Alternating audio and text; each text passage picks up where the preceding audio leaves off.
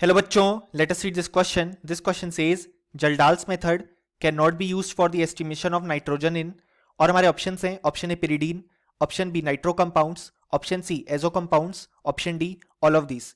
सो इस क्वेश्चन में कहा गया है कि जो जल्डाल्स मेथड है उसे हम एस्टिमेशन ऑफ नाइट्रोजन के लिए किन कंपाउंड्स में यूज नहीं कर सकते. सो इस क्वेश्चन को सॉल्व करने के लिए जो की कॉन्सेप्ट रिक्वायर्ड है वो है हमारे पास कॉन्सेप्ट ऑफ जल्डाल्स मेथड.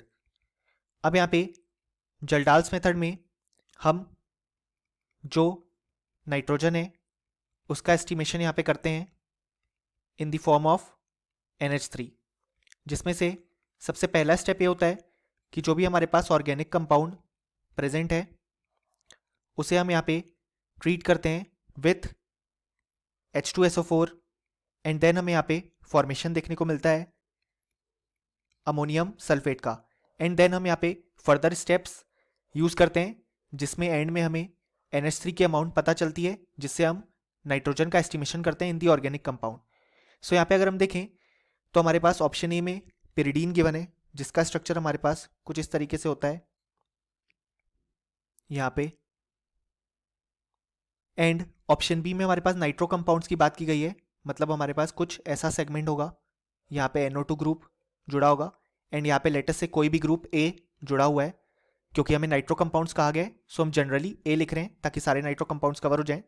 और ऑप्शन सी में हमारे पास एजो कंपाउंड्स गिवन है, जैसे कि फॉर एग्जांपल कुछ इस तरीके से यहाँ पे बेंजीन रिंग एंड देन यहाँ पे ये एजो सेगमेंट प्रेजेंट है इस तरीके से.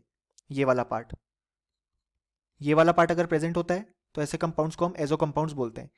सो यहाँ पे जो हमारे पास जल्डाल्स मेथड है उसे हम यहाँ पे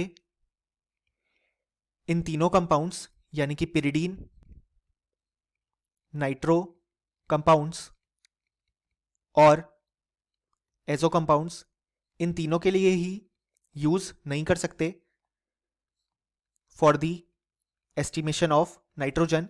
क्योंकि यहाँ पे हमने देखा पहले स्टेप में जब हम ऑर्गेनिक कंपाउंड को H2SO4 के साथ ट्रीट करते हैं तो अमोनियम सल्फेट फॉर्म होना चाहिए, लेकिन यहाँ पे जब हम इन तीनों कंपाउंड्स को H2SO4 के साथ ट्रीट करते हैं तो यहाँ पे हमें कोई भी अमोनियम सल्फेट फॉर्मेशन दिखने को नहीं मिलता. सो इसके आगे की रिएक्शन हो ही नहीं पाएंगी जिससे हमारे पास NH3 रिलीज हो, क्योंकि यहाँ पे जो नाइट्रोजन है वो यहाँ पे रिलीज नहीं हो पाता है टू फॉर्म अमोनियम सल्फेट, क्योंकि यहाँ पे किसी केस में वो रेजोनेंस में इन्वॉल्व है इस तरीके से यहाँ पे लोन पेयर रिंग के साथ, किसी में वो डायरेक्टली अटैच्ड है रिंग के साथ और यहाँ पे तो दोनों रिंग से जुड़ा हुआ है.